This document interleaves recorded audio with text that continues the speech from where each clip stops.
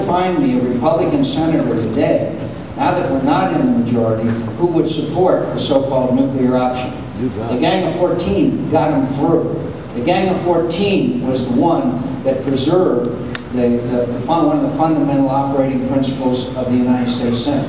I'm proud to have supported Justices Alito and Roberts. I will appoint justices that strictly relevant.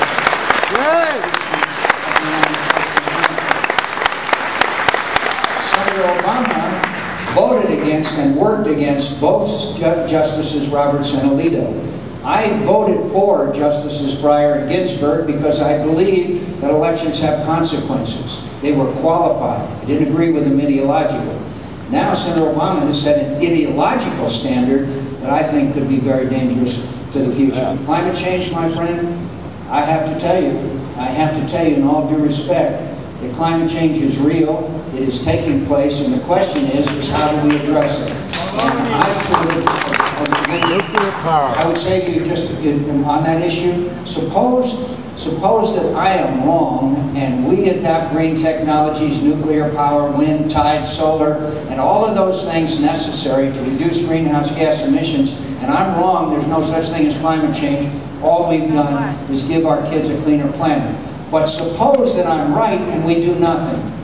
And then what kind of a planet are we going to hand off to our kids and our grandkids? And the difference,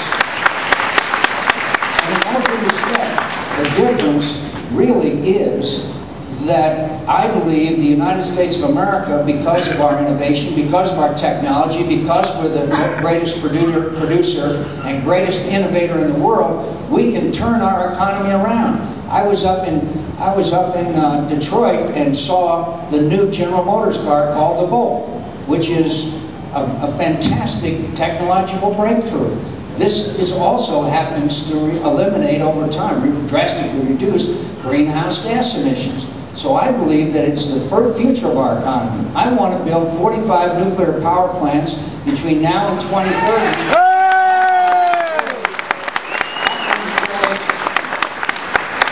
That will employ 700,000 new jobs. That's what I believe is the future of the United States of America.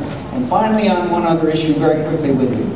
We have former members of Congress now residing in federal prison because we, Republicans, let spending get completely out of control. We betrayed our base when we started in all this pork barrel spending and let the spending increase bigger than we have, the size of government increase more rapidly and dramatically than any time since the Great Society. I stood up and fought against the leaders of our party on that issue. I wish I had been more successful.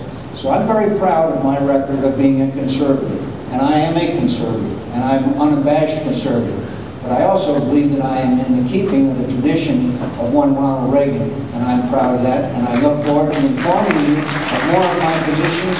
And finally, just let me say, it's healthy for us to have disagreements. It's healthy for us to have these discussions. America got to be involved. We've got to be involved because once the debate and discussion is over, we've got to join together and put our country first. That's why I wanted to be President of the United States. And I thank you for your question.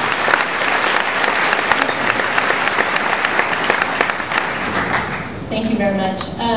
I believe that our country was built on a very strong manufacturing base, and I feel that many of our manufacturing jobs have left our country, and I wanted to know what you are going to do with our trade policies in regards to bringing our jobs back to America. Thank you very much. Thank you. I believe in free trade, and I believe that it's important that we support that. But I also think where we have failed, and I will continue to try to open every market in the world to our agricultural products, which are the best in the world, and the most productive workers in the world are in the United States of America, and reduce and eliminate barriers. But here's the problem in a large region that has caused so much pain and heartache to Americans. We have failed to help the displaced worker. There are thousands. Come with me to Ohio, my friends. Come with me to Michigan. Come with me to Pennsylvania. You'll see that these people were hurting badly before the subprime lending crisis hit. I mean, there are families that are, as I said, sitting around the kitchen table tonight saying, how are we going to keep our jobs? How are we going to keep, we haven't even talked about health care today. should have. It's a major issue. So I guess my point is, we've got to put in education and training programs that are effective, and will give these workers a second chance. And we've got to go to the community colleges, one of the strongest parts of our educational system, and so train and educate these workers. Now we know in America, and I'm sorry for this long answer, we know in America a job is more than a job. We know what it means. So if it's an older worker who has been displaced, then I would say, if that worker has to take a lower income job, then I would supplement that worker's income while they're undergoing this education and retraining so that they can be eligible for new employment. Ma'am, you really point out where the problem, but also where we failed. I think this information technology revolution has been fantastic for giving people better jobs, higher paying jobs, all of those things that have been so helpful in giving people a better life. But what we've done is we've left people behind, and we haven't helped those people who have been left behind. And that's our challenge. And now on top of it is these very dismal economic conditions, which has made it even harder for them. The obligation that we have as a government, and I am a proud conservative, as I just mentioned this gentleman over here, but we have to help people who cannot help themselves. That's one of the first obligations of government in a free society. And we are going to have to do a much better job of giving people another opportunity to live the wonderful life of the American dream, which begins with a job. So all I can tell you is that I have specific plans for job retraining and education, for expansion.